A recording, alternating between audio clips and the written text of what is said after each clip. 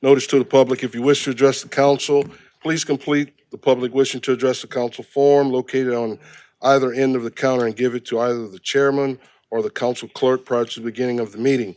All comments must be addressed to the council as a whole. Addressing individual council members or staff is not allowed. Speakers should be courteous in their choice of words and actions, and comments shall be limited to the issue and cannot involve individuals or staff-related matters.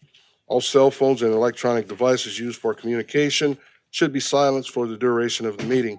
I'd like to call the Terrebonne Parish Council Budget and Finance Committee meeting to order. We'll have an invocation and pledge by Mr. Kevin Champon. Give me a light, Kev. Give me a light. One more time.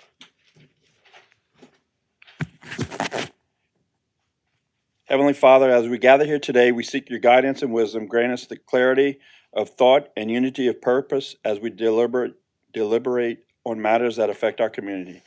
May our discussions be filled with integrity, compassion, and a commitment to the common good for all of those we serve. We ask for your blessings on our efforts and strength to carry out our duties of the Parish Council. Amen. I pledge allegiance to the flag of the United States of America and to the republic for which it stands, one nation, under God, indivisible, with liberty and justice for all.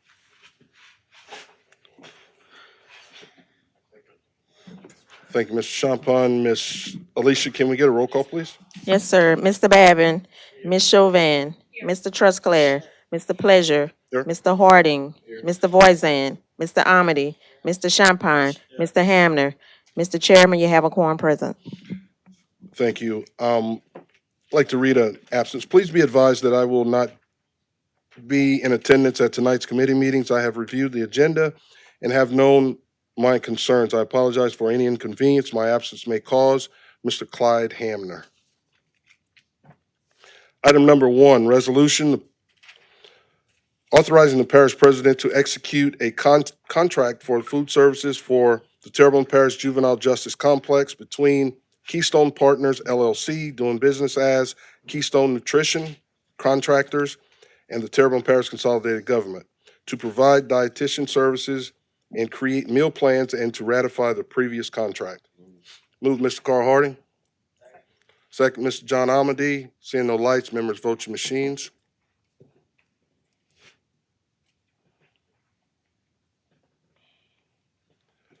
Votes 8-0, motion passes. Item number 2, resolution award bid number 24-S/P-32 surplus sale of adjudicated property located at 1601 Bayou du Large Road, 4.1667% parcel number 41383. Moved Mr. Danny Babin, second Mr. Kevin Champagne. Seeing the lights, members vote your machines. Votes 8-0, motion passes. Item number 3, award bid number 21-S/P-55 surplus sale of adjudicated property located at 612 Roosevelt Street, 100% parcel number 22557. Move Mr. Carl Harding. Second, Ms. Kim Chauvin. Seeing no lights, members vote your machines. Vote 7-0, motion passes. Item number 4, award bid number 24-S/P-30 surplus sale of adjudicated property located at 120 Cypress Grove Road, 100% parcel number 31090. Moved Mr. Steve Trosclair. Second, Mr. Kevin Champagne. Seeing no lights, members vote your machines. Votes 8-0, motion passes. Item number 5, award bid number 23-S/P-65 surplus sale of adjudicated property located at 7139 Grand Caillou Road, 100% parcel number 28541. Move Mr. Danny Babin, second Ms. Kim Chauvin. Seeing no lights, members vote your machines. Motion passes 8-0. Item number 6, resolution award bid number 24-S/P-34 surplus sale of adjudicated property located at 108 Prince Collins, 100% parcel number 25148. Mr. Carl Harding. Yes, I recommend that we take no action upon this item. Mr. Carl Harding makes a motion that we take no action on item number 6. Oh, I'm sorry? We don't? Okay, all right, easy enough, then, is that right? That's it? All right. So, again, Mr. Carl Harding, recommendation is that we take no action on item number 6. Moving forward, item number 7, approving the waiver of fees for the use of the Barry P. Bonvillain Home of Terrebonne Civic Center for the purpose of administering the firefighter and police officer entrance exam by the Office of the State Examiner on Tuesday, February 11th, 2025. Second. Move Mr. Danny Babin, second Mr. Carl Harding. Seeing no lights, members vote your machines. Motion passes 8-0. Item number 8, resolution award bid 24-FDR AIN-39, purchase of one new unused grapple truck to Covington Sales and Service Incorporated. Move Mr. Danny Babin, second Ms. Kim Chauvin. Seeing no lights, members vote your machines. Votes 8-0, motion passes. Item number 9, authorizing the parish president and/or his designee to execute a sub-recipient agreement for funding through Community Development Block Grant Disaster Recovery, CDBG, DR funds between Fletcher Technical Community College, FTCC, and Terrebonne Parish Consolidated Government, TPCG. Move Mr. Danny Babin, second Ms. Kim Chauvin. Seeing the lights, members vote your machines. Motion passes 8-0. Item number 10, consider the introduction of an ordinance to authorize the parish president to execute cooperative endeavor agreement on behalf of the Terrebonne Parish Consolidated Government between TPCG and Clay Higgins in his official capacity as United States Representative to lease space in the TPCG-owned building at 7910 Main Street, Houma, Louisiana, 70360, and call a public hearing on said matter on Wednesday, January 29th, 2025 at 6:30 PM. Move Ms. Kim Chauvin, second Mr. Carl Harding. Seeing no lights, members, vote your machines. Votes 8-0, motion passes. Item number 11, consider the introduction of an ordinance to amend the 2025 adopted operating budget and 2025 budgeted positions of the Terrebonne Parish Consolidated Government for the following items and to provide for related matters. Item number 1, animal shelter, $25,000. Item number 2, animal shelter, $22,038. Item number 3, home police department, $11,331. Item number 4, general fund, $3,106. Item number 5, public safety, opioid, $81,852. Item number 6, general fund, $0. Item number 7, drainage tax fund, $94,022. Item 7A, add 1 full-time electrical service telemetry superintendent, grade 211, and call a public hearing on said matter on Wednesday, January 29th, 2025 at 6:30 PM. Move Mr. Danny Babin, second Ms. Kim Chauvin. I have a couple of lights. Ms. Kim Chauvin? I did have a question on the public safety opioid part. I remember Family Preservation Court coming before us. Is that the amount that they asked us for per year? Is the 160 that they asked for? Or, I'm sorry. Go ahead, Candace. Yes, ma'am. So we actually met with the drug court and family preservation court once we got that third or fourth deposit. The total deposit was $881,000. Seen it. So we were able to fund what they had asked us for. So preservation court, I believe, is for 2 years, and the Yes. drug court was what they were lacking and were requesting. So we did fund them fully for what they were requesting. Okay, thank you so much. Thanks, Ms. Candace. Also, Ms. Chauvin. Mr. Harding? Yes, and I was along the same lines where I saw 2 years, $330,000, so it's actually split up and for those 2 years. The other thing on section 7, it says in reference to full-time electrical service telemetry superintendent, grade 211.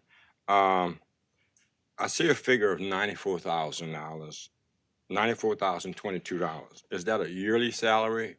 What does that number represent? Give me your light, Candace.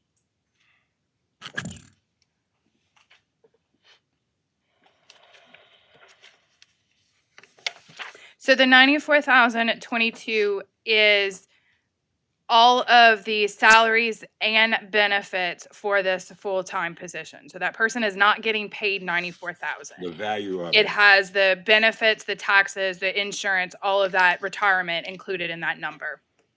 Okay. One more thing. That's yours. I should have put that in the summary, that it was the entire. Right, okay. And one more thing. Now, section number 3. What's that? $11,331 end up in. That's going into all the truck repair. So we actually got paid, and then the money that we use that from is actually going to reimburse the auto and truck our fleet. Yes, sir. So this was a unit that was damaged because of a wreck that we received the $11,000 from insurance recovery for. So we're putting it back into that repairs account to cover the repairs to that, maybe not that particular unit, but another unit. Right, okay. Thank you.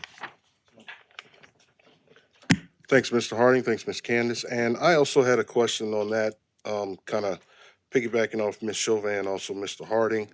When it comes to the opioid funds, I know that the plan is to provide Judge Arsenault and his team with funding to be able to sustain their programs or to do what they have to do when it comes to the opioid crisis that we have here. Now, I also see that with PD, we're going to be giving or allocating 351,000 to those guys, and sort of like with when the judge came with his team, I'd like for us to, since we're opening this for public hearings, when we come back for that, I'd like PD to kind of come and brief us and let us know, give kind of trend back what they've done so far, progression, accomplishments, things that they've been able to achieve with those funds that they've already had, and also a plan forward to see what their intent is to move forward and help us in our opioid crisis. And also, one other thing, I see where in our considerations here, item number 11, we have item number 11, sub 4, general fund to $3,106. That was for the Louisiana, or the legal services, I think it was. Now, I want to touch on the after-school program. I see we only have $12,000 that's allocated for that. Can I get a little insight on that? I know we had mentioned that we wanted to, give them a little bit more than that. Because I was able to talk with Ms. Diane. So go ahead, Candace, I'll let you go.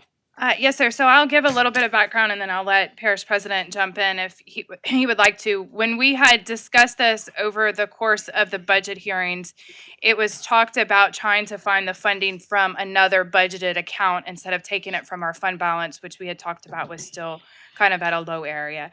So we had, in that same night, talked about the co-sponsorships. So we went back and looked at the total for the co-sponsorships that we have spent in 2024 and 2023, and we're determined we had budgeted 20,000 for that, and we never really spent that full 20,000. So we were able to allocate from the co-sponsorship account the 12,000 to go to the after-school program. So it didn't affect the bottom line of the budget. Our total expenditures stayed the same. It just was reallocated to a different account. And I know that Parish President has talked to Ms. Diana Collins on that, so I'll let him kind of speak on that a little bit. Okay. Mr. Badger? Yeah, so I've been going back and forth with Ms. Collins and also with the grantor of the funds, and learned this weekend that there was something possibly blocking. I actually was just texting with Diane for her to get me her login information so I can go through that and figure out, because with communicating with the group that's going to grant the funds, the limitations that were being discussed wasn't available. And the only reason why I know this is that the Hatch grants received funding two years in a row through this same program. So I also learned that some of the food, there was having some issues related to the food that the food bank said they were going to take care of. And so, like I told Ms. Diane this weekend, if I know about it, I could fix it. But if I don't know about it, I think everything's going fine. So we're going to make sure that both the opportunity to get funding and the food to be addressed, which will save them $3,000. That both of those things move forward, as I understand and expect they should. So, Okay. Just so we're clear, and I can appreciate your conversations with her, trying to chase that down, or being able to help those folks out. But when I looked at what she gave me was a grant or something that she had to kind of sign up for or do whatever she had to do, apply for, but that wasn't going to be available until I think it was April or May, somewhere like that. So with that being said, if we, will that $12,000 that we're allocating her, will that get her to the point of, because I mean, I don't know if that'll get her get her far as funding goes, because if you apply for a grant in April, I mean, I'm not sure it's not going to be, granted the next week or something like that, and 12 grand, I'm sure it's not going to take her too far. so my understanding in conversations with the grantor is that was not the case. And that's why I'm having Ms. Diane, she had it written down. I said, I'd like to see what you're seeing that says it isn't the case. But based on what I'm being told from the grantor, that as soon as the first passed, that the funding was going to be issued. Okay. So I've been working on both sides, just trying to make sure both of them have what they need, and also trying to do that with the food bank on the snacks. And so, like I said, now that I know about what's going on, and again, try to replicate the issue, it could be something with the software, it could be a number of things, but that from the grantor, I understood that wasn't the case. Okay, all right. Easy enough. I get it. I understand. If we can just, we'll make a note to follow up on this at the, since we're just calling for a public hearing, we'll follow up on it then to make sure that everybody's square and we understand so they can be sustained. Ms. Kim Sovan. I had a question about the funding of it. On the school board, did anyone have a conversation aside from, I know Mr. Carly Harding had a conversation with him, but I mean, this is going back to a tutoring project. It's a number of things, but there is a tutoring project here. I'm just wondering, on the school board part of it, where do they come in? It's helping these kids to further their education, as we all want in this parish, is to help kids be educated. I'm just kind of wondering where we are with the school board. I'm gonna say this, and I see Clyde's not here because I had a conversation with him. He mentioned that he reached out to Bubba Orgeron. And really what you got to look at through this program, and he said something that kind of made me think about how we do some other things moving forward, that really at the end of the day, it's not just tutoring. It really sounds more like community outreach, which is something I've been speaking about for over a year now. And so as you look at this being maybe more of community outreach, the school district is limited in what they're able to provide. So they're going to provide equipment, maybe it's laptops, maybe some other things along those lines, but not necessarily food, for example.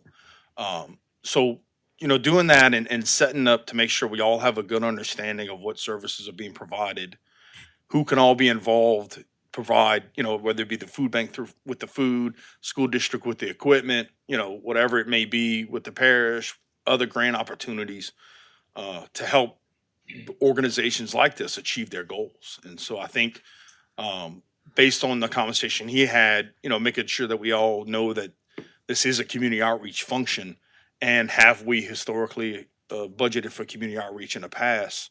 And what does that look like? Really, at the end of the day, you can imagine that a co-sponsorship is community outreach. And so as you look at this whole community outreach conversation, for us to get together and work together to understand, maybe we do need to look at doing some things differently, whether somebody needs $500 or 20 or 40 or $60,000, that is a community outreach component. And how do we work through that? So I thought it was interesting, and I know he had that conversation. I don't see him. He's here to talk about it. I saw a bag for a second. Yeah. I thought maybe he's slumped down and sleeping or something. No. But anyway, I think this whole exercise is going to provide us some opportunities, and we started having some conversations on the co-sponsorships, and we're going to be put something together to kind of come back to the council and talk about just co-sponsorships, and again that whole community outreach function. What is the government's responsibility to provide resources for things along that line? Because it's one of those situations where you do one, you got to do for everybody else. So at what point can you say yes or say no, and it'd be fair and equitable, right? So one of the things that I would look in is you have the opioid money that comes down. How many kids does that affect that is in that program? That's something to look at. Because I can tell you that you have a lot of grandparents in our own parish that are raising grandkids due to that. And maybe that's a way to look at funding some of these community outreaches when it comes to what it's supposed to help. And I understand that, we have a lot of different programs that it goes to, and we need it for certain things, but I'm looking at your next generation of kids coming up that need a little extra. They're needing something. So that may be a way for us to, to look into some of that stuff that how many kids is it affecting, and how many kids are in our program that it affects in that manner.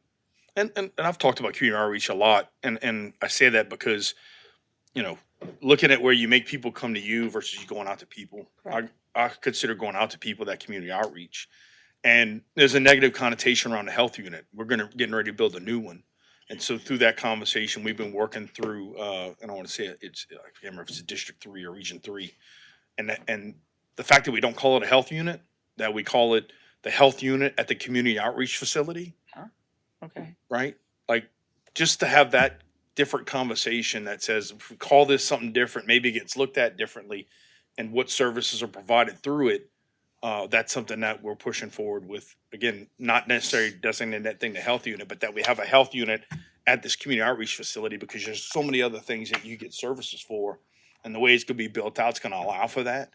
I think all this again comes together that says, maybe we need to have a different conversation or look at this differently to provide services like this. Because at the end of the day, that's what's important, that the residents get the services that they need, have those opportunities and those kind of things. So I think it's all a great conversation. I think as we continue to push forward with this, I think it even gives our community a better understanding of again, that hand up versus a handout, and what's got a negative connotation, and what people look down upon. When you look at mental health, and people still look down upon those with mental health. But mental health, behavioral health is one of the large issues that we're dealing with in our parish. Not only our parish, but in the region, in the state, and the country. I saw a stat the other day that I want to say that Seattle spent $1 billion trying to deal with homelessness, didn't make a dent. And so that's where you go. Throwing money at it's not necessarily maybe the fix, but what are some opportunities for us to do some things differently that, again, maybe that case management, that's been a whole other conversation, but Okay. I definitely think this all comes together at a time we probably gonna need it most. Okay, thank you. Thanks, Ms. Chauvin. Mr. Harding? Yes, and my 1 3/4 cent approach to this, a 7-year program. And what we were looking at is the fact saying after-school program. And most people, they directly associate that with the school board system. And exactly like you said, the school board has supplied a number of things to actually assist this particular outreach program. I've actually had some conversation with other members of the school board and Mr. Clyde Hamner, and of course me and Kim and I, we had some conversation in reference to that. The bulk of this particular program is the salaries, because they have qualified teachers, 4 qualified teachers plus 1 assistant. And St. Matthews has done a wonderful job. I think that Mr. Guidry over there with Tita, they have actually given some assistance too. So what we're doing as a parish, recognizing not only the homelessness, the opioid crisis, the problem that Mr. Harris is back there, we're just actually trying to take care of a number of kids that are in juvenile detention. So whatever outreach program, whether it be for kids or the elderly, for sure, we want to support that. But it's not just one agency's job. So the school board has to work with consolidated government has to work with Tita, maybe working with St. Matthew's Episcopal. Mr. Babin, he actually made a contribution to Miss Diane's outreach program. So it's if we get it worked out, we're calling for a public hearing. And as we work it out going through the year, I'm pretty sure that, everyone that I see in here right now, we're knowledgeable enough to actually make this happen. So I appreciate the efforts that everyone would put forward. Thank you. Thanks, Mr. Harding. Mr. Amity? Thank you, Mr. Chair. Just to add a little bit to what President Bergeron was saying, it's my understanding that because it's looked at as a community outreach program and not an educational program of the state or the parish school board, they can't allocate funds to it. They can give stuff to it, but they can't give monies to it. So that's where it comes back around to, we need to look at funding it under community outreach of some sort. Thank you, Mr. Chair. Thank you, Mr. Amity. Seeing no further lights, members, vote your machines.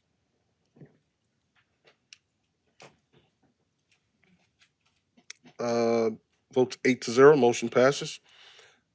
Item number 12 been stricken, but I still have to read that. 12, consider the introduction of an ordinance to set the salaries of the council staff for inclusion of a 2025 salary adjustment and to address other matters related thereto, and call a public hearing on Wednesday, January 29th, 2025 at 6:30 p.m. Motion to adjourn, Mr. Harding. Second, Mr. Amity. Members, vote your machines.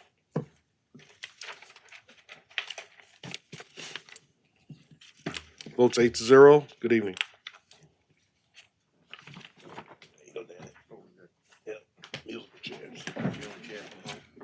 Yeah, right. Gotta be comfortable.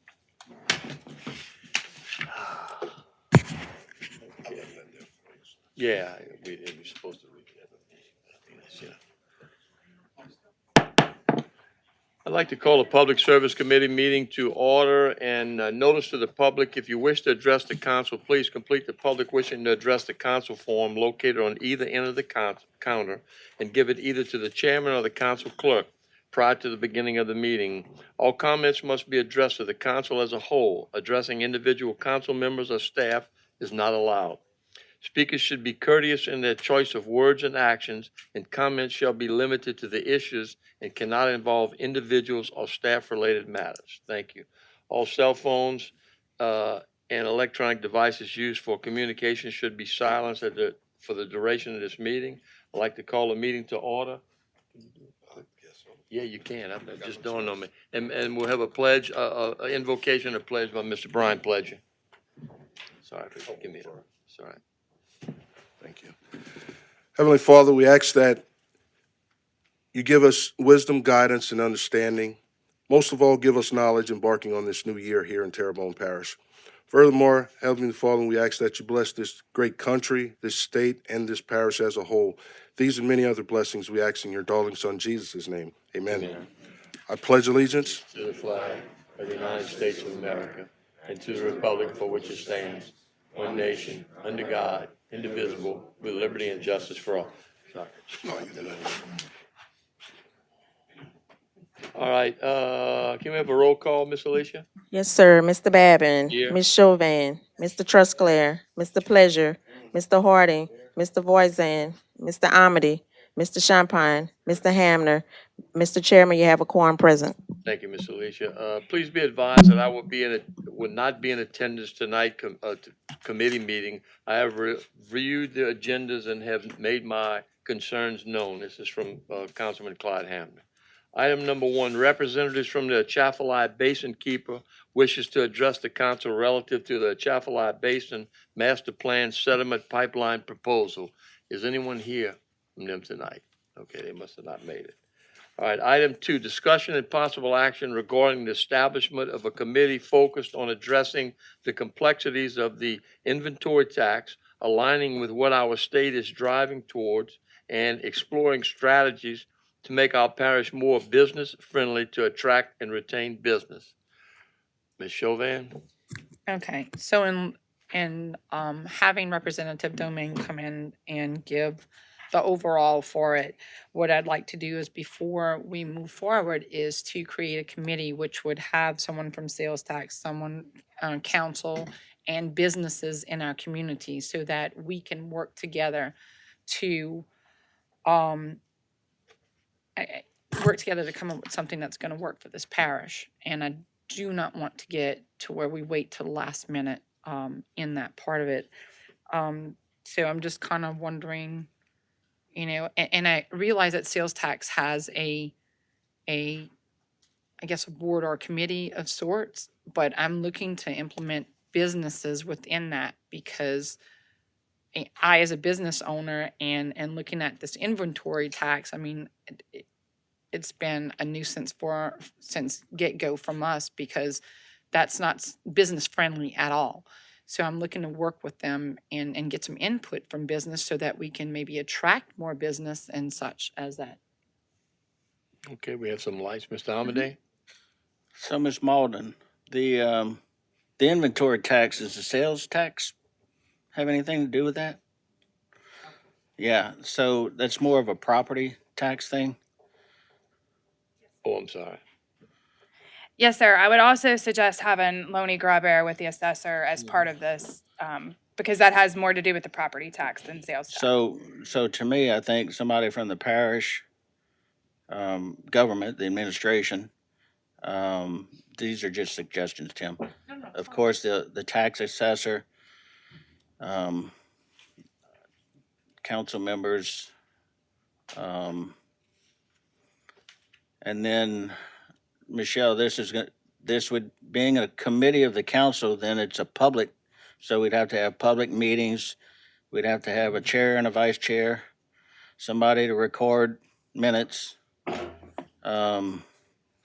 So, because I was thinking the same thing, Kim. That's why I put some thought into what we're needing to do, and I was gonna talk to Michelle to make sure we set it up properly. I think it's something necessary to do, because when that comes, my opinion is we're gonna be foolish to keep the inventory tax, because PHI is just gonna fly over to Lafourche Parish if they don't, because they've got an air base sitting over there not doing anything. So we need to look at it, and the focus needs to be, if we're gonna discontinue it, how do we make those districts like fire districts and rec districts and such whole? And so we may wanna include maybe the fire chiefs have a, I forget what they call them. Association. Yeah, the association president. They had Maybe Fire of the Chiefs fire chiefs. Association. So we can talk a little bit more. I mean, if everybody's interested in moving forward with that, which I think is necessary, we can put it together and then come back to the council in the form of actually creating it with all the stipulations. Yeah. Yeah. That's what he said. Yeah, hold on, Kev. All right. I'm done. You done? Okay. Kevin, Jason had his light on next. Can I go to him? I don't know if you were leaning towards not having sales tax, but sales tax will definitely need to be part of it due to the fact that that's going to be what's needed to offset. So just to throw that out, is I would definitely include Okay. sales tax.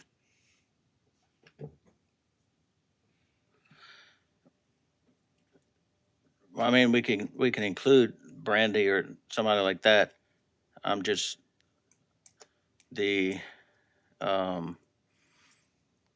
pay for, part of the pay for is coming in the fact that the state passed a 1 cent sales tax. So some of that recovery is coming through that. So the whole thing, like Kim says, the complexity of it all needs to be looked at to make sure that when we create this, we've got all parties involved.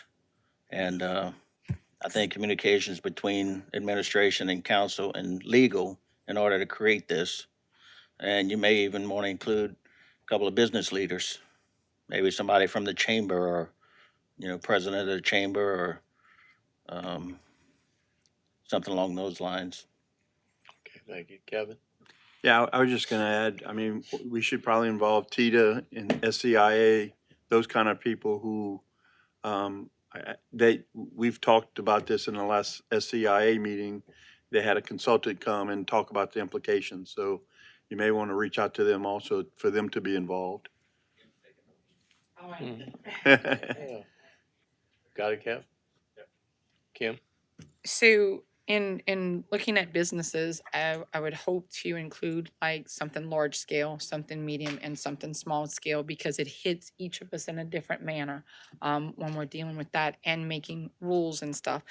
And I just don't want to come up to that date and then we're all having to try and hurry up and make a decision. I think that if we work through this meticulously, that we would be better off as a parish to work together with our business community.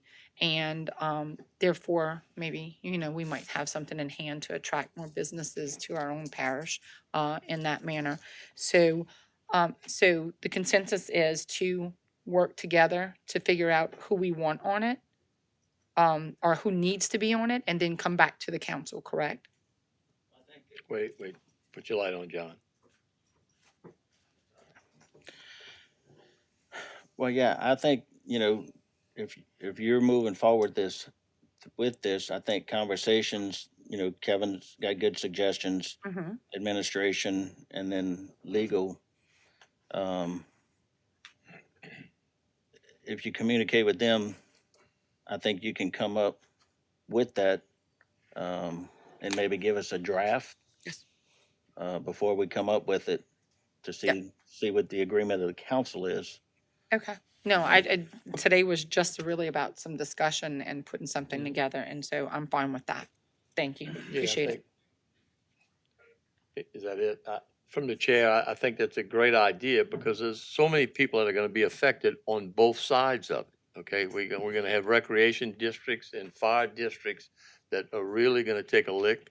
But then again, businesses, you have to look at it from that perspective. So I agree with John, we need to think about this, and I think you have a good idea, Kim, to try to put as many of the partners at one time in here, but let's do it. Would you wanna, you just put this on another agenda? But go ahead, hold on, yeah.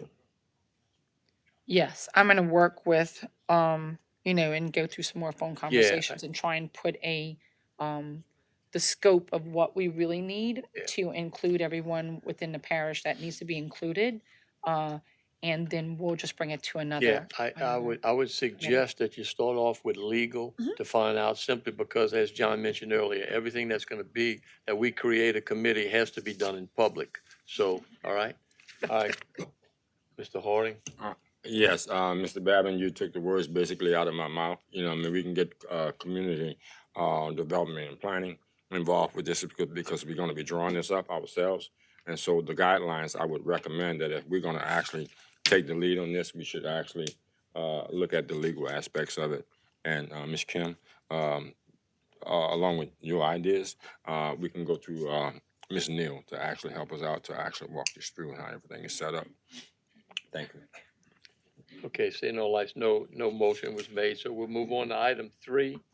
A resolution authorizing the execution of change order number 1 balancing for the construction agreement for parish project number 20-LIB-74 South Regional Branch Library Project. Moved by Mr. Harding, second by Mr. Trosclair. Mr. Harding? Question on this. We had extended days. Do we have a estimated time of completion with this, once we have the extended days on it? Is everything? It's done. Done? Oh, I'm sorry. Yeah, It's been done. You Yeah. finished? yeah, I'm finished. Okay. Kim? Okay, that was my question because I had sent it to Candace. So this cost us more money to do it. And I'm looking at some of those things and it looks like it should have been in the bid before. Like, I'm not understanding, they do the change order before they even come to us to vote for it. So what's the point of voting for it? Because can you just say, nope, we're not paying it and you're not getting it? But I'm looking at some of this, like the fire marshal with the hand railing. Would that not have been in there, or the added shelving? Like, I went into the library, I'm looking at this and I'm like, make it make sense for me. Candace, you wanna? I don't really have the answers to those questions. Maybe. Like I told you in the email this afternoon, this is the only reason it is even coming through the parish council for this is because it is bonds that the parish issued, which are being paid back with the library revenue sales tax that we have the funding for.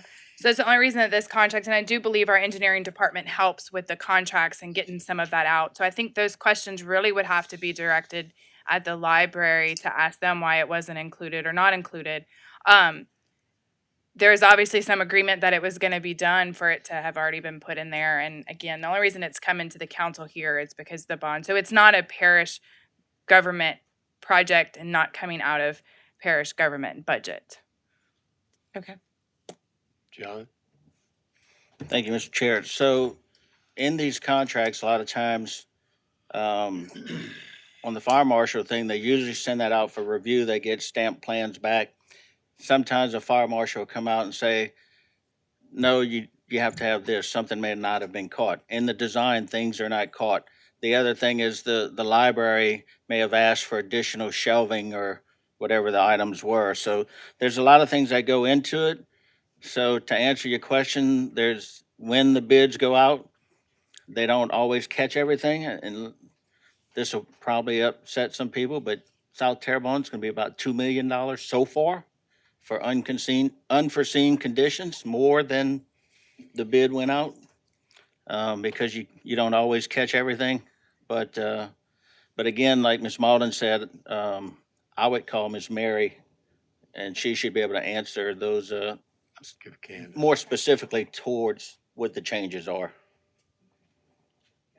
Ms. Baldwin? Yes, sir. Thank you. One more thing to add to that.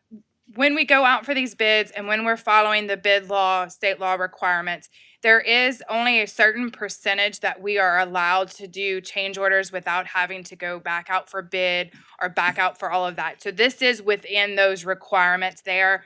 I forget what the number is, but just to let you know that that is in there too. So it's always kind of known when you go out for bid, you're going to have these change orders. So you're kind of allowed a certain percentage. So probably the percentage for South Terrebonne, even though it's that much dollar amount, the percentage is probably pretty small. So just kind of want to cover that when Mr. Amity had mentioned that. Thank you. Mr. Harding? Yeah, in essence, we finished, but we're not finished. All right, yeah, thank you. Yeah, we do these changes on just about every project that we do, all right, throughout the year. All right, seeing no other lights, all in favor, vote your machines.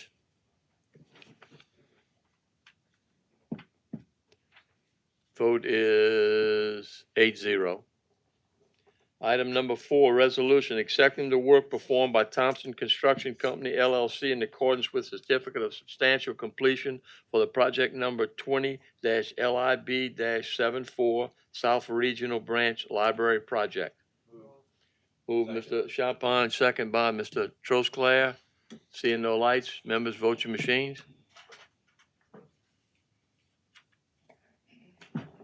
Votes 8-0, motion passes. Item number 5, resolution providing approval of amendment number 2 to the architectural agreement for the parish project number 19-BLDG-30 American Legion Post 31 renovation project, Terrebonne Parish, Louisiana.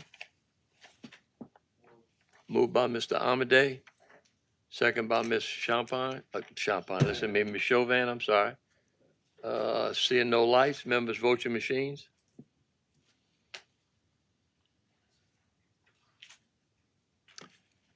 Motion is passed 8-0. Wait,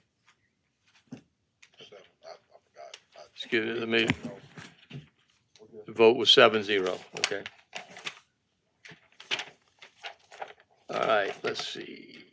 Item number 6, authorizing the execution of change order number 2 for the construction agreement for parish project number 21-BLDG-69 Head Start HVAC renovations, Terrebonne Parish, Louisiana. Move Mr. Harding. Second, Mr. Champagne. Seeing no lights, members vote your machines.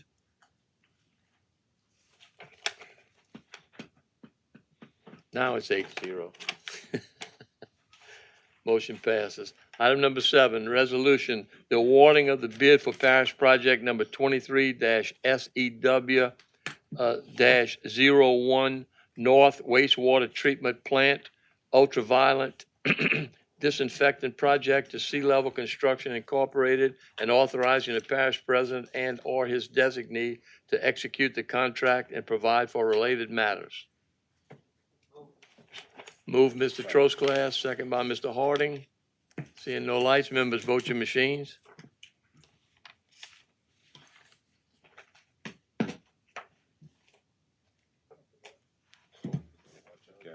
Vote 7-0. Motion passes. Motion to adjourn, Mr. Pledger, second, Ms. Chauvin. Members vote your machines.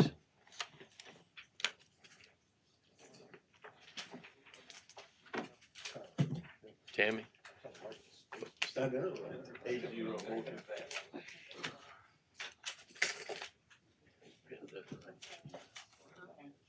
trying to. Oh.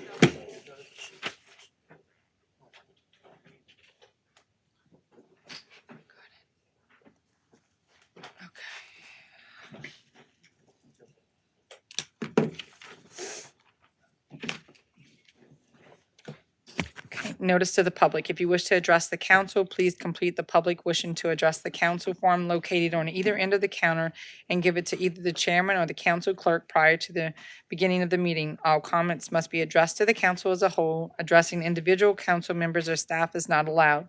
Speakers should be courteous in their choice of words and actions, and comments shall be limited to the issue and cannot involve individuals or staff-related matters.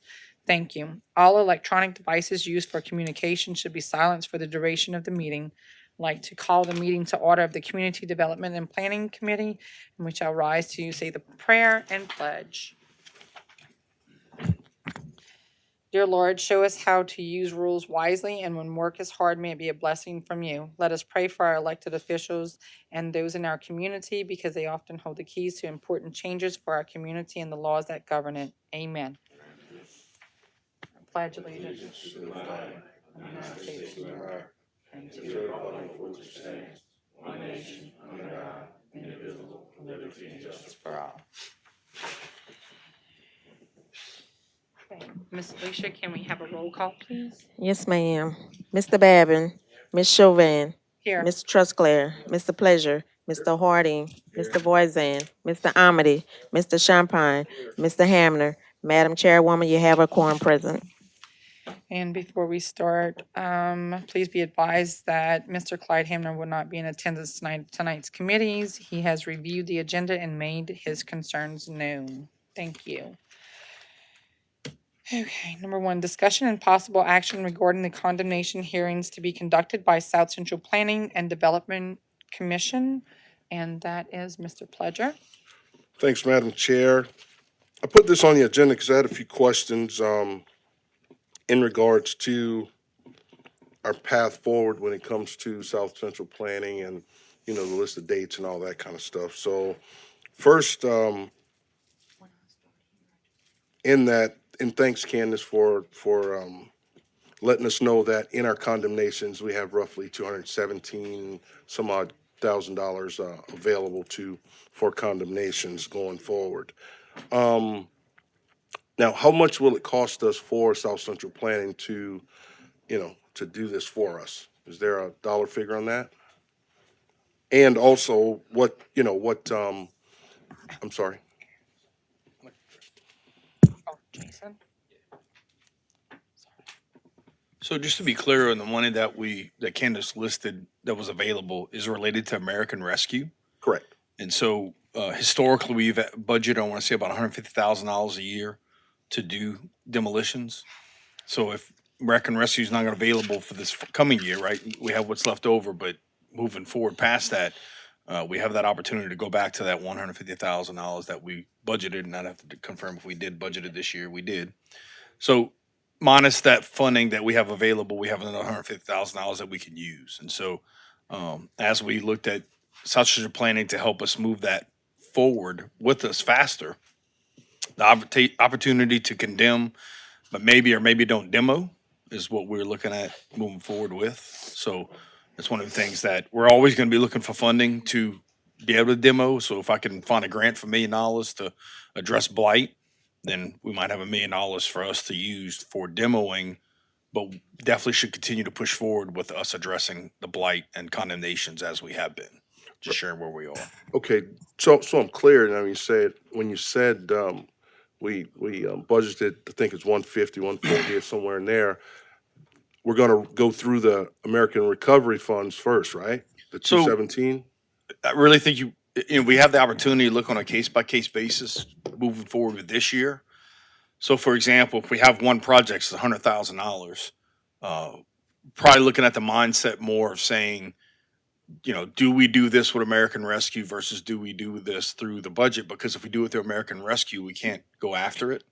So if we say we're going to spend this much money and we want to go after it, then we might want to run that through our budget instead of running it through American Rescue. And I think there's going to be decisions like that are made, especially if it's related to a commercial building versus a residential property, right? This going back to doing this with both options lets us have that ability to say, worst case, if somebody didn't pay for a demo, then maybe we need to, seize that property, go to sale, and take those funds to reimburse. But we're getting back to that with the fact that we're going to be running out of American Rescue. Yeah, and that's ultimately that's what I was getting to is the fact that we're maximizing because if it's going to cost us 10,000, 11,000 to demo residential structure versus commercial, I mean, yeah, so that's totally what I was getting. So as far as the funding for South Central Planning, is there a cost associated with them doing that, and how much? And So we where's it got them coming to from? give us a cost per, and again, whether we're talking about condemnation or demo, they're going to be we're looking at the fact that we've reached our max of how many properties we could process internally for condemnations. So they're giving us a cost per property to do those condemnations, that process. And then from there, we decide if we're gonna do a demo, or in some situations, maybe half of them do or do not get demoed, right? They might fix the issue, and so we know what that number's gonna look like. Candace might be able to give us that number, but we have we have said, I think we're looking at giving them 25, if I'm not mistaken. And with that 25, we expect the condemnation part of that 25 to be X. And then we look at, when we go to demo, which funding do we use to demo, if we demo. So it's 25 per, No, 25, a quantity of 25 properties. okay, 25 properties is gonna cost us how much? Oh, I'm looking. sorry. I'm sorry. All right, I'm getting ahead of myself. Oh, hold up. Sure, Let me get to. yeah. There Okay, you go. I'm gonna take y'all off for right now. No, Oh, shoot. Put it's the race. So it's an hourly fee, but the whole contract is capped at $110,000. And that's for 25 properties. So we are guaranteed to get through the entire condemnation process for 25 properties. And then the 110, if there's any left over, will be put towards demolition. Okay, so it's 110, Total. 110 total. Total. We are guaranteed to have a complete condemnation process where they bring things before the council. They go take pictures, make recommendations to the council. Then if those properties either get resolved or condemned, and those 25 properties are guaranteed through whatever resolution the council comes up with. And if there's money left over in that contract, then we start using those funds for demolition. Okay, Yes. and those funds are coming from the American, I don't know the answer, but Miss Candace might be able to answer that one. Yes, sir. So the 110 is coming out of that 200 and something that's still left in American Rescue Plan. I also want to clear up, make sure everybody understands, in 2025, we budgeted 90,000 for condemnations, but we will be carrying over about 130,000 in Chris's regular condemnation budget. So that's going to be another 150, 175,000 that we have available in 2025 on top of the 200 and something thousand I gave for the American Rescue Plan. okay. All right, so procedurally, how's it gonna work when it comes to the process? Naturally, we call Chris's department now, or we have in the past, and maybe you can help us out and help us understand, what's gonna be, because, I mean, those properties are all in our districts, clearly. So we're kind of hands-on when it comes to that, so going forward, how would that work for us? What should we do? So just to be clear, so we were given a quote of $873 per property to go through the condemnation process. Times 25 gets you just shy of $22,000, leaving the remainder amount of those funds to process some demos. At $11 a square foot for slab. Yeah, $5 a square foot without slab. Yeah, so that 110 that we referenced earlier, we're expecting just shy of 22,000 for them to process, with the fact that Chris's group can only do the 50 that we're dealing with now quarterly. So we're gonna give them 25 more, should cost us a little shy of 22,000 to process. And then from there, if there are 3 that need to be demoed or 10 that need to be demoed, looking at using that funding to do that second part of it. Just want to make sure we're clear on that. All right. Since you said that, that's a good, it kind of clears up some stuff. If I mean, maybe with all of us up here, but maybe if we can get a sort of a kind of layout of, how many we have on the roll right now that we have to demo or we have to address, cost and all that, just kind of laid out so we can, kind of see it to be a little clearer on, because we're throwing around numbers, square footage and all that, just so everyone's clear, Go ahead, Chris. Sure. So to answer that question, yes, we can do that. In fact, Noah and I last week were talking about that, putting our measurables for 2025 together, so we can put a quick snapshot so you all can see how many we did in 2023 versus 2024.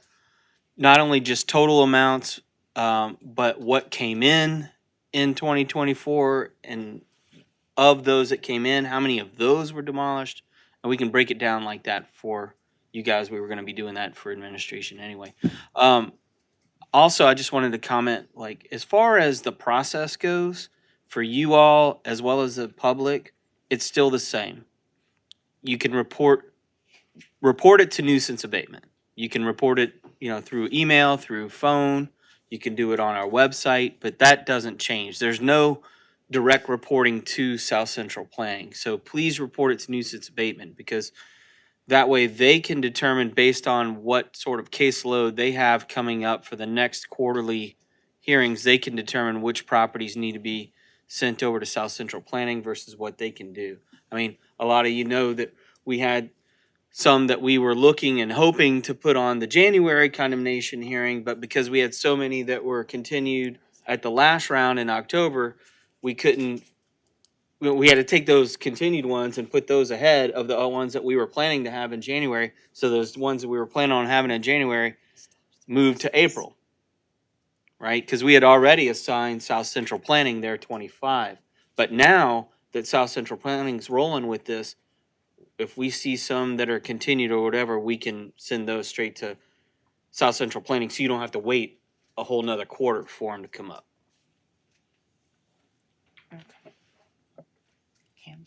Candace, you had something to add? Yes, ma'am, thank you. I just want to make sure we all remember that there is a deadline for the spending of the American Rescue Plan, which I know is, I think, 2026. I'll have to confirm that. So we'll have to keep that in mind as we go through this as well, to make sure that we're using it as quickly as we can, so that way we don't have to give it back to anybody.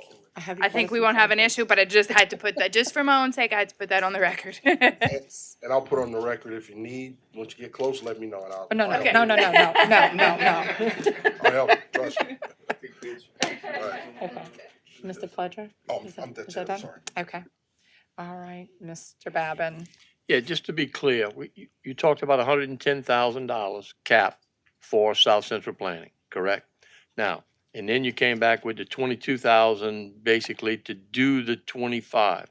The 110 that you're speaking of, just so I'll get it straight in my mind, the 110 you figured would cover the 25 plus the demolitions of those 25 if you did all 25, okay? Because, I mean, when you start taking the 217 and you add 150 in the budget, it comes to 367. Then you take 110 out, you're down to 257, and then you add a 175 back in that we're gonna have in there, we're looking at $432, okay? So it gets a little bit convoluted with the numbers, okay? The main thing is that because we're bringing it out to South Central Planning, we're gonna be able to do more. And as we said, if we condemn these properties, we need to get the best bang for our buck, okay? And the people that can afford to do it need to be tearing them down. We don't need to be tearing them down. So we need to be very cognizant of that when we start condemning some of these properties. But again, the numbers get skewed when you start adding a 110 for this and then take some away. So again, I know Candace has all those figures in her head, and once you give us a total, that would be great. So thank you very much. Okay, Ms. Leverett, you had something to add? Oh, shoot, oh, hold up, put it back, I touched it twice. You're like, sorry. So sorry. It's okay. It's okay. I just want to make a note that the idea here is to just get through this backlog, right? We talked about that extensively with everybody, and we want to try to get through the process. And now that leaves the opportunity for some of these property owners to address their properties too, right? That doesn't mean we'll be demoing all these properties. The idea is just let's get through them and try to knock this down. And that's been the idea from the get-go. So hopefully by processing some more of these and seeing the way that South Central does it, we can learn some things, be more effective, be more efficient. So that's just the whole concept, not necessarily using all that 110 to demo everything we come across. Hopefully we, get some help from our property owners. All right, Mr. Champagne. Yeah, I guess my question has to do with, so 110 for South Central Planning, 22 for the condemnation, 88. Yeah, yep, 88 for demolitions. They're doing the demolitions themselves or they're contracting out? Are they cheaper than what we're getting? Go ahead, Noah. Well, So- we're currently getting paid. South Central Plan was actually, pretty conscientious with their proposal, and they gave us $5 per square foot without the slab and $11 per square foot with the slab. And I believe that's pretty comparable with our current contractor. That's the. I last guess we that's talked what my about it. question, I just want to make sure that they're, it's, same, or if they're better, then why could we use them for other things? So, Okay, hold up. Mr. Pulaski. So that was a bit of a gamble on South Central's part. I mean, all of our demolitions, we bid out each one separately. So we don't have like a maintenance contract or an overarching contract for just demolitions. So, some come in high, it just depends on, what those contractors are doing. Sometimes the costs are down low, sometimes they're high. We'll see. Okay, Mr. Bergeron. So I just want to add, they're not doing this new with us. They've actually been doing this throughout the region of 7 parishes. And they offered, and they just said, hey, we have the opportunity we're doing this now. If you guys are interested, and we're like, give us some numbers and see what it looks like. And the fact that they're already doing this, it's not like we're going to trial and error this thing with us for the first time. So just want to make sure y'all knew that. Okay. Mr. Harding. So actually, we're speeding up the process. More done, right. And Mr. Pulaski, when we actually handle these cases, generally, we actually put them out for bid. And we're just asking questions because we're going to go through a number of properties after this, and we have to also educate the people to what we're talking about right now. They were on bid. Now we're going to South Central Planning, which is a much more reasonable cost that can be more effective and efficient. So that's the thing that we're trying to work out here. And like Mr. Lieber had said, it's actually we want to clear these properties out. So in doing so, that we're looking for the best case scenario and more bang for the buck. Correct? Mr. Pulaski. I mean, in a way, it's a lump sum contract in that regard. And sometimes you win on lump sum and sometimes you don't. We'll just have to see how how contractors feel when they see the prices that we're getting South Central for versus what they're bidding on. Yeah, and it's rather competitive throughout. Sure. So South Central Planning will actually save us money. And the process that we actually have been going through, the bid process, what I found out is the fact it's difficult sometimes to get people to actually bid on them. And that's the problem that we've been actually running into, because I guess it's going to be flooding the market. Well, actually, they're going to save us some money, and these other folk that's actually tearing it down, if they can do it at that price, it's going to lower the cost, not just for us, but those people that may seek that to be done as individual property owners. Well, like Mr. Leroy said, I mean, $5 versus or $11, with the slab. So, the contractors know that, and so they could adjust their bids accordingly for when we do put the other 50 or so that we have Our out for bid. 25. There's cut- plenty to started, go, yeah. plenty to go around. Right. All right. Thank you. Okay. Okay, Mr. Trosclair. Just a quick question. Does anybody know actually how many properties we actually have already condemned? And of those, how many are already under contract and how many are not under contract? And if they're not under contract, what's the time frame of getting all that done? Press it again.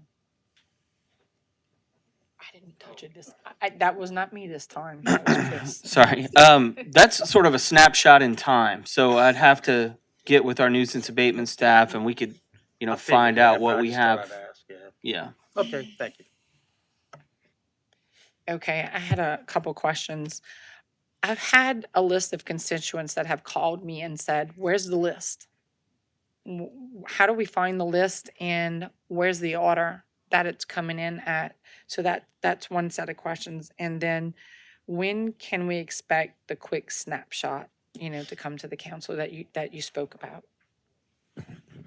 So there's no list. I don't believe we keep a list like what people are asking for. Is there a reason It's why we just, don't? well, I think just nuisance abatement just rolls through their process. I don't think they take the time to put a list together because they know what properties were condemned. They just go in the order that they were condemned. So we don't move ahead, we just pick up from the last condemnation and move along. No, I think you're misunderstanding. Okay, so they're just looking for the list, like just to see, like, so a lot of people have put it within the system, and then they've made the complaint, It's and MGL. then we find out like it's not, it may not have been in there. So my whole thing is like to try and figure out, is there a list that is available to the public that the complaint has been made to? And I'm not talking tall grass, I'm talking about condemnation of structures, at least having the complaint in and where it's at in the process. I think people are wanting to see because they're getting frustrated because some people have put in a complaint like years past is what I'm being told. And then when I go to put it in, it's the first time it might have been put in, is what I'm told.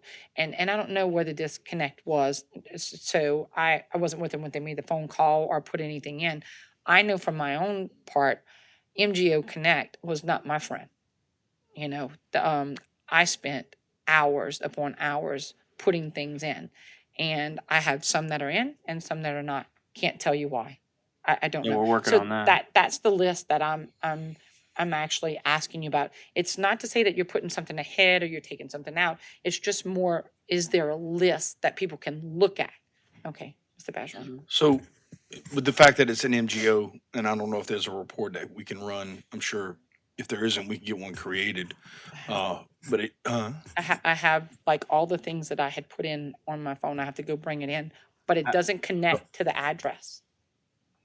Like I have the report number, but it doesn't connect to the So address. when it goes back to the list, like when he says they're just working on the next one, it's based on the list they get from the council. These are Correct. moved to the next step, and they're going into the software and manage that. We're in the process of looking at that software with permits and this process and some other departments, and just trying to make sure that things flow.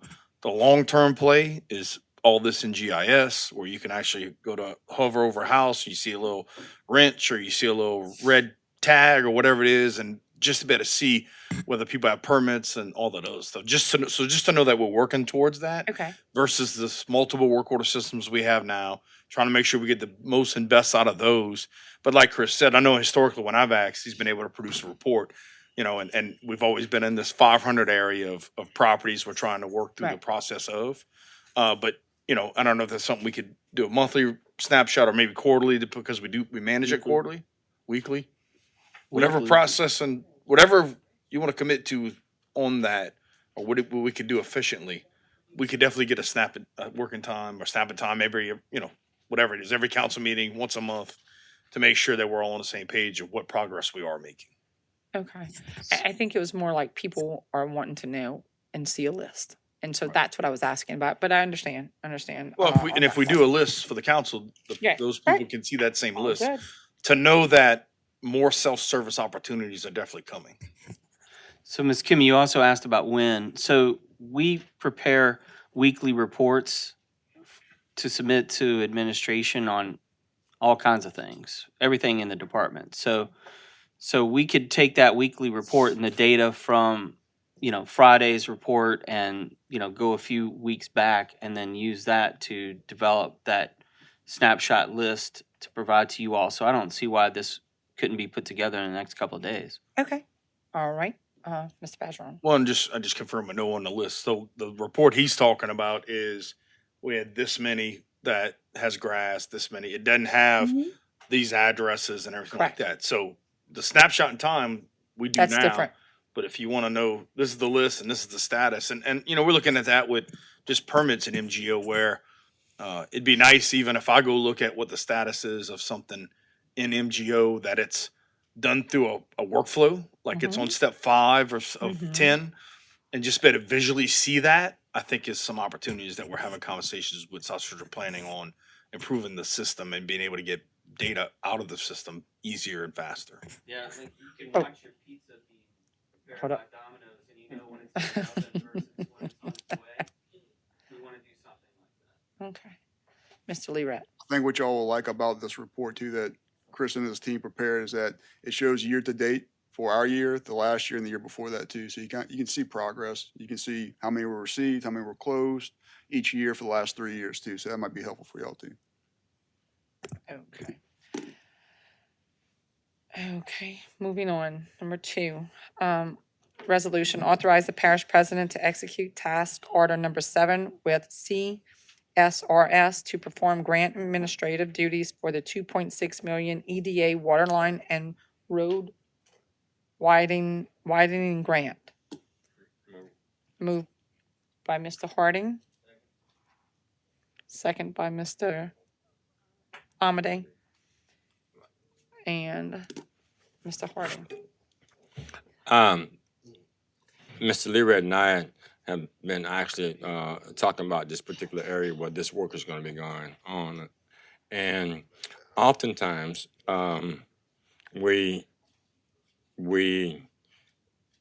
don't know the whole process. So when I called Mr. Leary this morning, and I was referred to Mr. Pulaski about this area, so far as widening the property, what else we can add in this area.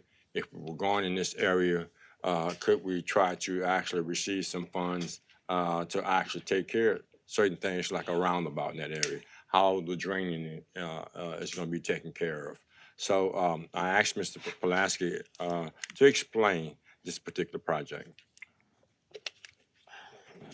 Mr. Pulaski. Thank you, Councilman Harding and Madam Chair. So this EDA stands for Economic Development Administration. So this is, they offer an annual grant, and the grant is used to make properties that are otherwise undevelopable or haven't been developed for any number of reasons. If the reason is because of lack of infrastructure in the area, that's what this grant is intended to do.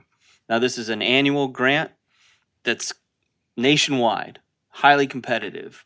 But in 2023, EDA came out and said, we have a supplemental grant. So this particular one, it's the same eligibility requirements, except you have to be a community that had presidential declared natural disasters in 2021 or 2022. So obviously with Ida, we fit right in. So we applied for it. Now, one of the things that they have to, or that they require, is that the project, once completed and the development of the area occurs, it creates salaried positions, jobs. Retail, restaurants do not count. That alone is not enough. They're looking for something more. So when the hospital announced their plans for a wellness center on their property there at Westside Boulevard and Enterprise Drive, that fit the bill. So that made this very competitive grant, which was already reduced in terms of our competition, even more attractive for us. So we submitted an application. It went to the council at the time. It was in October of 2023 that we had the resolution. It was a $3.2 million project in total. So the grant that we were awarded was 2.6. It's a 10% match. So we've got $600,000 that we have to come up with. Now, the parish had agreed at the time of the application that they would cover the cost, but we have project partners in this. We have the hospital and we have Waterworks. So generally speaking, everybody was on the hook for their share of the project. For the hospital, it was for the portion of the water line that runs along the frontage of their property. For the parish, we were on the hook for the costs associated, 10% of the costs associated with the widening of Enterprise Drive, which, by the way, if you've ever gone towards the roundabout along Enterprise Drive, it has that little wonky jiggity jog, and that's because that roundabout is actually designed for a 4-lane Enterprise Drive with a raised median, not just the 2 lanes that you see today. And then Waterworks has the responsibility for the percent match for the rest of the water line outside of the boundaries of the hospital's property. So it basically came to about $200,000 a pop. So again, we're getting 2.6 million through this grant.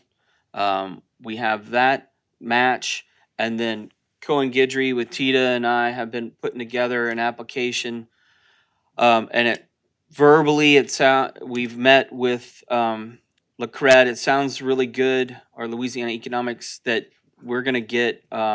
It's a $250,000 grant that we can then put towards our match. So that would cover the parish's match, and then basically 25,000 of the hospitals and 25,000 of Waterworks. Now, it is a 16-inch water line that would run from Enterprise and Corporate, which is where there's no water line along the side of Enterprise Drive on the hospital side of the property, and around the at the roundabout it would turn right and run along West Side Boulevard up to MLK, and then it would split and go to the left and to the right. Right now, the water line basically along that south side of MLK ends at Walk-Ons, and it ends at Zen, Hobby Lobby, that development. So this would tie it all together, have a complete closed loop, so we get better water quality because it's a loop system. It opens up that entire corridor for development, and it helps the hospital getting their project off the ground. So it seems like this is a win-win-win for everybody on this deal. So we were awarded the grant in April of 2024. We're now in the process of putting we're putting together an RFQ because we have to go procure the engineering for the design of this thing. And then from there, we would go to bid. We're thinking construction time of about 9 months. So all in, we're talking that this thing could be completed by October, November of 2026. That's the summary. One more thing. Yes. And my biggest concern was drainage, because we're getting extra stuff over there, and we had drainage problems over there. And expansion and growth, we want to make sure that was my biggest concern. So right now you have all this vacant land out there with no real development, and the water's just doing what water's always done.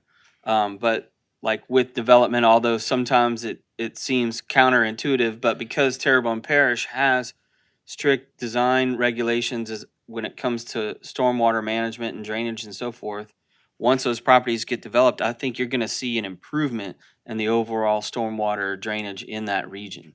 So As far as the roundabout goes, yeah. look, I told you before the meeting, that's something I got to see before. Yeah, I want that. That is one of my biggest goals. I'd love to see a roundabout at that 4-way stop. But that work, as well as the drainage, not only was it not part of the application that was approved in 2023, it's not eligible for the grant. But we are working on other funding sources for it. Okay, thank you. Okay. Seeing no more lights. Vote your machines.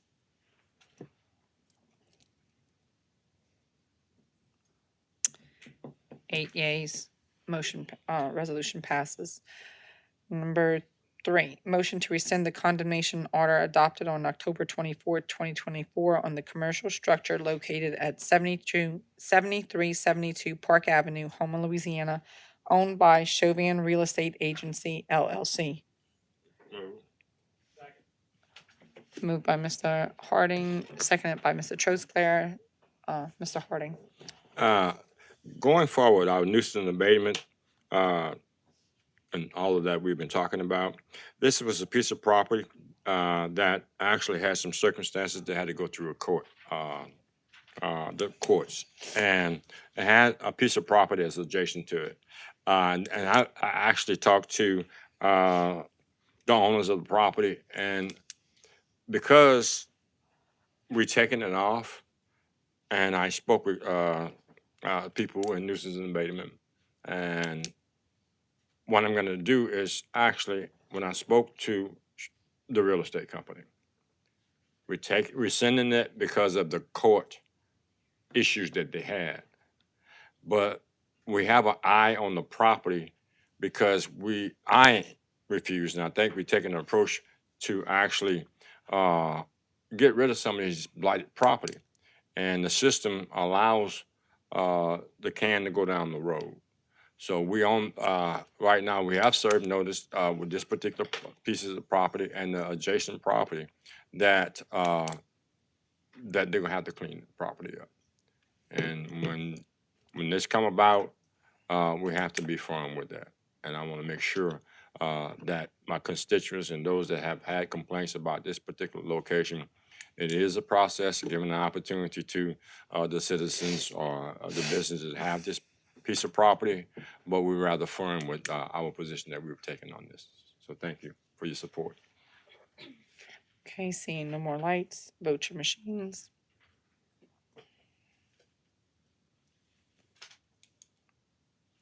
8 yeas.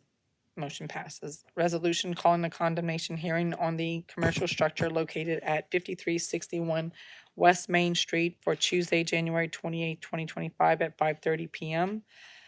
5, calling the condemnation hearing on the residential structure located at 5438 North Bayou Black Drive. Hold up, let me get this. Calling the condemnation hearing on the residential structure located at 5352 North Bayou Black Drive.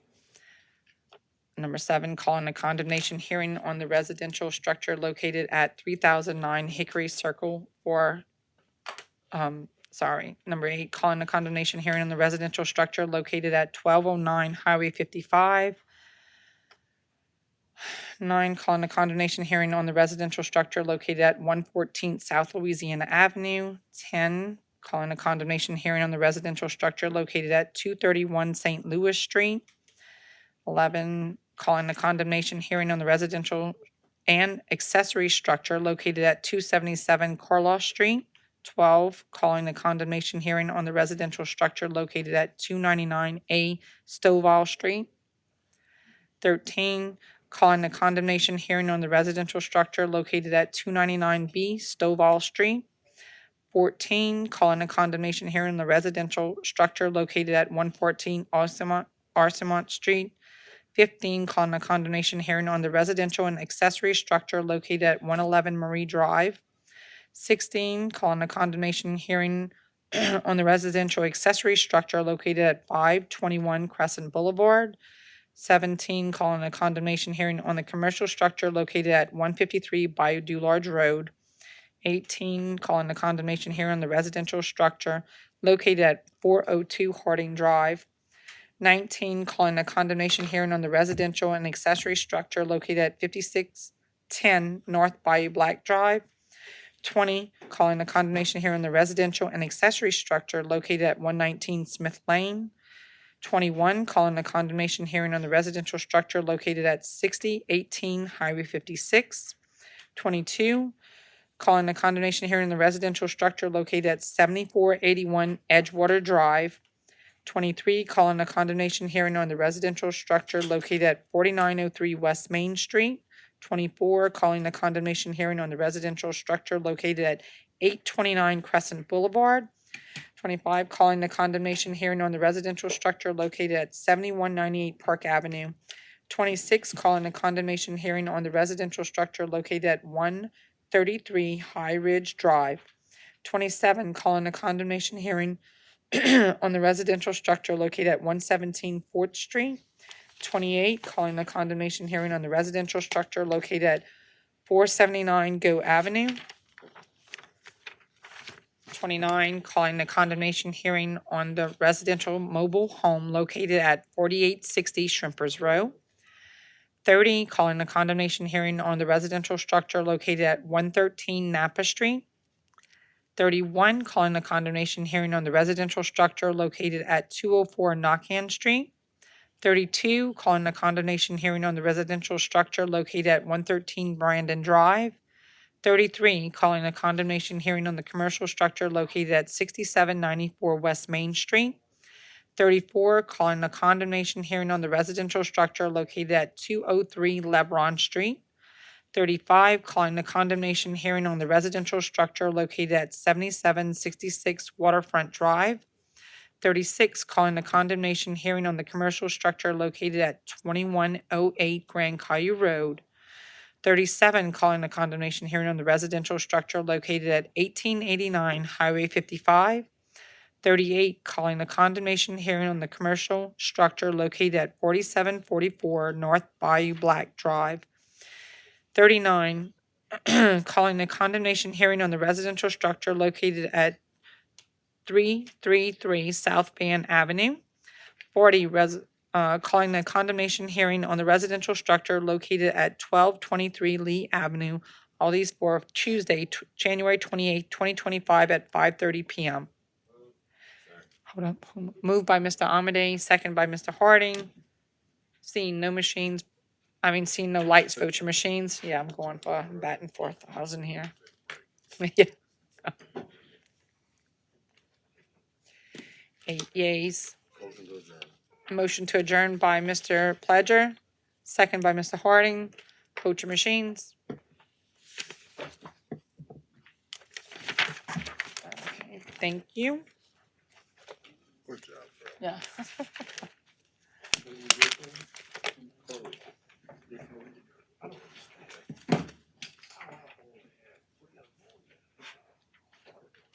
Must be a misprint. Yeah. Really good job.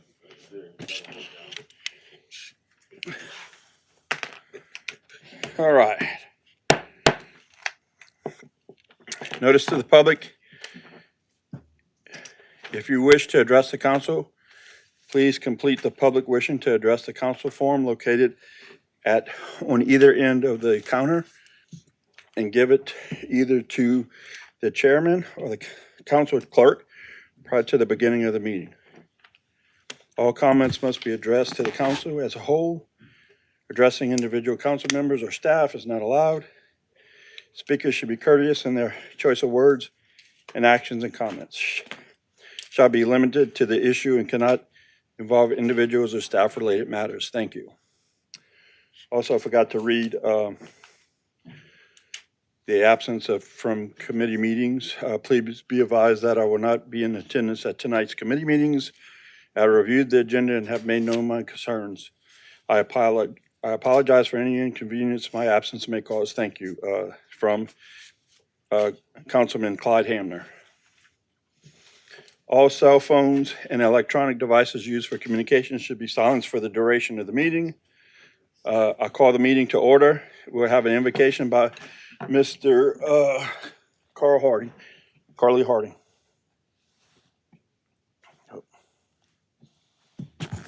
Heavenly Father, we ask for your grace and your mercy to be found within our hearts, O God, and we appreciate the fact that you are God and are God by himself. With that being said, O God, we cannot forget about those people of this parish, but most importantly on this day, O God, those people who are suffering through the tragedies and the turmoil in California, O God. We ask that any way that you can actually allow them some comfort in their lives, O God, and have an opportunity for advancement within their communities, O God. Restore them what they rightfully deserve, a true and living God that actually provide for those people that are in need. I ask you to bless us in your darling son, Jesus' name. Amen. Amen.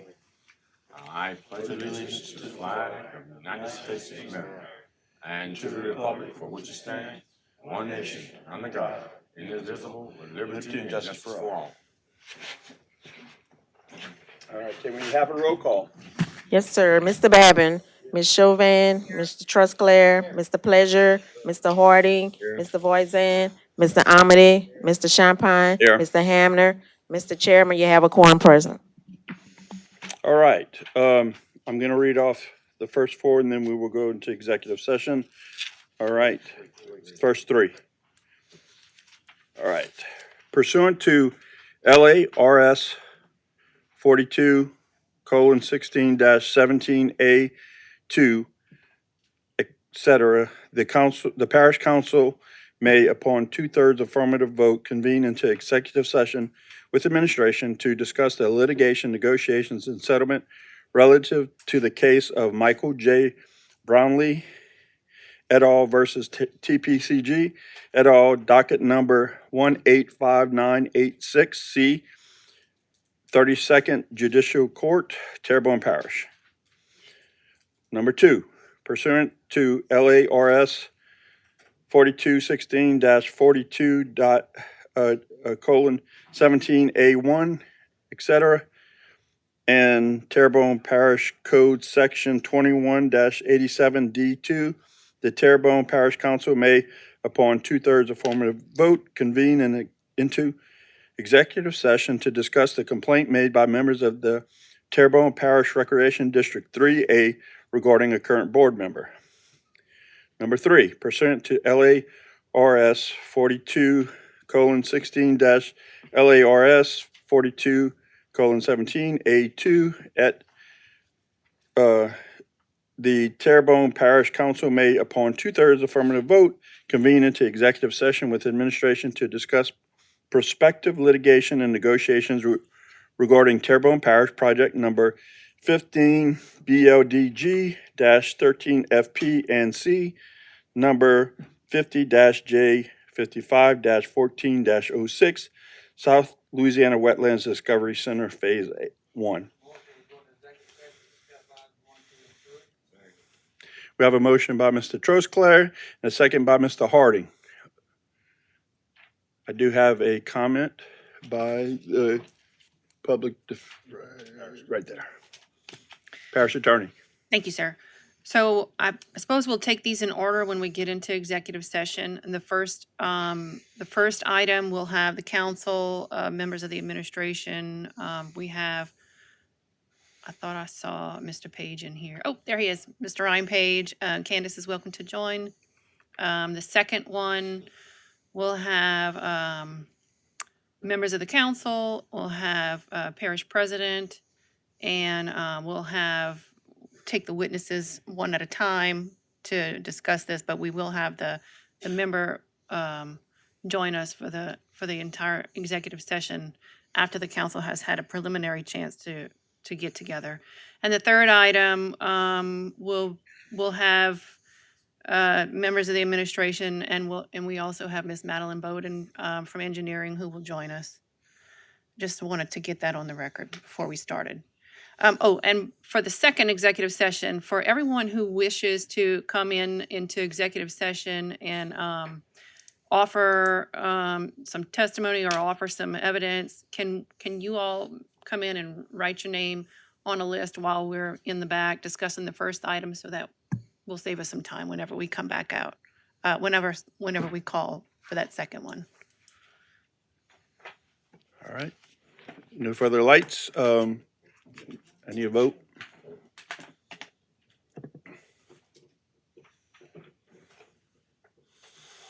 All right. Motion carries 8-0.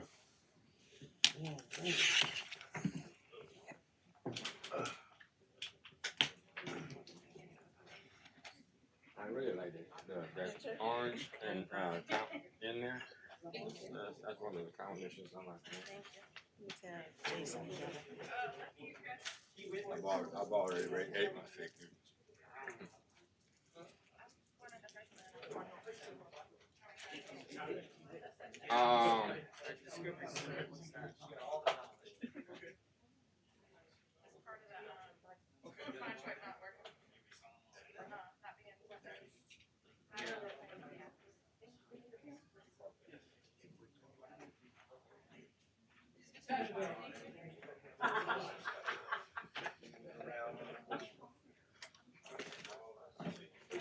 Thank you.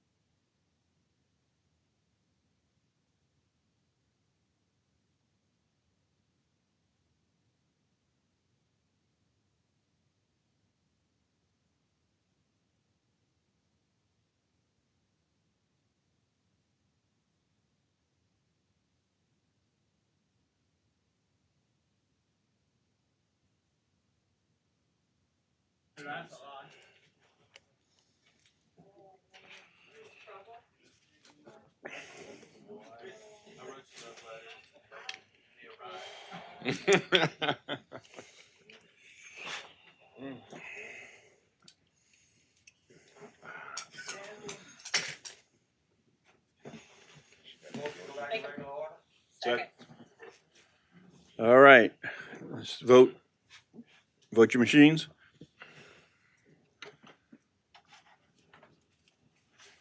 Everybody vote? All right. Motion carries. All right, item number 6. I mean 4. I'm trying to move forward. All right. Possible council action following executive session with regards to the discussion of litigation, negotiations, and settlement relative the case of Michael J. Brownlee et al. Versus TPCG et al. Docket number 185986C, 32nd JDC, Terrebonne Parish.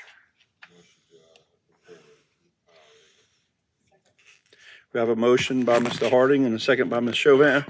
I see no lights. Members, vote your machine.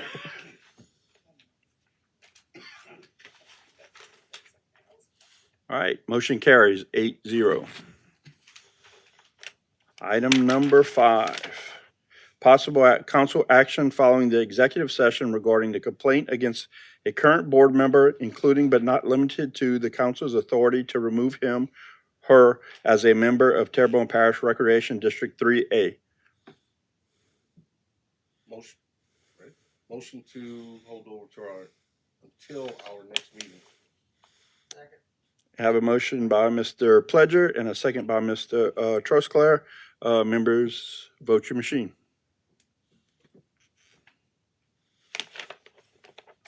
Motion carries. Item number 6. Consider the adoption of resolution to approve the certificate of substantial completion and change order number 5 for Terrebonne Parish project number 15 BLDG-13 FP&C number 50-J55-14-06 South Louisiana Wetlands Discovery Center Phase 1. Make motion to approve the certificate of substantial completion and change order number 5 on the change order. Line item 4, changing contract price, wording should be changed where it says net increase to net decrease, scratch increase and add decrease. The same thing on the contract time, where it says net increase, scratch net increase, insert net decrease. Have a motion by Mr. Trosclair and a second by Ms. Chauvin. See no lights. Members, vote your machine.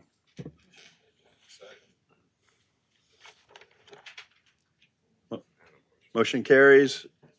Motion to adjourn by Ms. Chauvin and second by Mr. Harding. Vote your machines. Motion carried.